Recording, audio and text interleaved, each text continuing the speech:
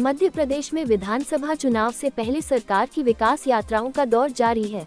इसी कड़ी में आज ग्वालियर में उड्डयन मंत्री ज्योतिरादित्य सिंधिया विकास यात्रा नया बाजार के गड्ढे वाले मोहल्ले में पहुंचे, जहां उन्होंने यात्रा के दौरान आंगनबाड़ी की निरीक्षण किया। साथ ही आंगनबाड़ी में मौजूद बच्चों को सिंधिया ने पढ़ाया। इस दौरान सिंधिया ने कहा, मुझे अच्छा लगता है पढ़ना, मन करता है महीने में एक दिन पढ़ाओ।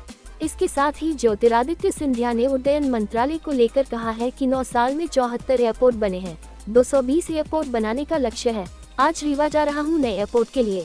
अब प्रतिदिन 4 लाख लोग हवाई सफर करते हैं। एयर इंडिया ने 470 विमानों के ऑर्डर के साथ दुनिया की अब तक की सबसे बड़ी एविएशन डील फाइनल कर ली। फ्रेंच कंपनी एयरबस और अमेरिकी कंपनी बोइंग से सौदा किया है। एयर इंडिया को एयरबस 250 और बोइंग 220 विमान देगा। एयरबस इसी साल के अंत तक विमानों की डिलीवरी भी शुरू कर देगी। वहीं ज्योतिरादित्य सिंधिया ने कहा है, ग्वालियर को हम विकास से जोड़ रहे हैं। लगभग 16,000 करोड़ रुपए से ग्वालियर का विकास कर रहे हैं। इसके साथ ही उन्होंने कहा है, 18 तारीख को श्योपुर के कोनों में 14 और चीते आ रहे हैं, जो वहां की तस्वीर को बदल देंगे। यानी देश में कहीं चीता होगा तो अब श्योपुर के कोनों में होगा। टीम भारतीय न्यूज़। बड़ा अच्छा लगा। मुझे तो बहुत मज़ा आता है स्वयं पढ़ाई में। मैंने कई विद्यालयों में शिक्षा प्राप्त की है और बच्चों को पढ़ाने में मुझे बहुत मज़ा आता है। मैं तो चाहता हूं कि हर माह एक क्लास में ले लूं और मैं भी पढ़ूं।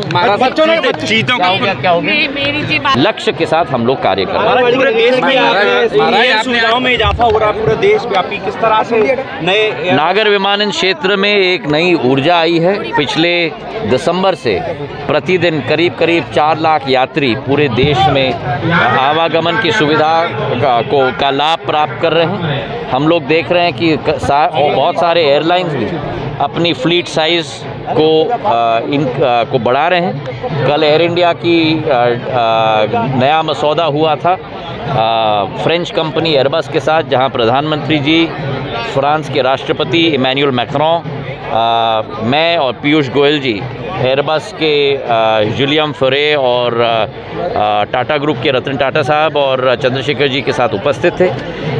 वैसे ही बोइंग के साथ 220 प्लेन का ऑर्डर हो चुका है, तो 470 प्लेन अकेले एयर इंडिया ले रही है। बाकी दूसरे कंपनी भी, स्पाइस जेट, इंडिगो, छोटे छोटे एयरलाइंस भी अपनी कैपेसिटी बढ़ा रही है। एयरपोर्ट्स की श्रृंखला बढ़ती ही जा रही है। अभी इस कार्यक्रम से मैं रीवा निकल रहा हूँ। रीवा का एयरपोर्ट का शिलान्यास है, जहाँ 19 सीटर के एयरक्राफ्ट की शुरुआत हम लोग आने वाले समय में करेंगे। 50 करोड़ का निवेश उस एयरपोर्ट पे कर रहे हैं। जब मध्य प्रदेश सरकार भूमि अधिग्रहण करेगी 290 एकड़ का, तो ATR विमान भी हम लोग रीवा ले जाएंगे। तो एक जगह हम लोग विस्तारीकरण एयरपोर्ट के अधोसंरचना का और उसी के साथ फ्लाइट कनेक्टिविटी का 27 तारीख को प्रधानमंत्री जी शिमोगा एयरपोर्ट कर्नाटक का लोकार्पण करने जा रहे हैं। वो 148वां एयरपोर्ट होगा पूरे देश में। तो आज़ादी से 2013-14 तक जहां 74 एयरपोर्ट बने थे, उसी के डबल 74 नए एयरपोर्ट इन 9 वर्ष की अवधि में प्रधानमंत्री जी के नेतृत्व में बन पाए हैं। तो भारत में एयरपोर्ट की क्षमता डबल हो चुकी है इन 9 वर्षों में, और आने वाले दिनों में इस संख्या को हम 220 तक 220 तक ले जाएंगे। Subscribe now to most exciting channel ever.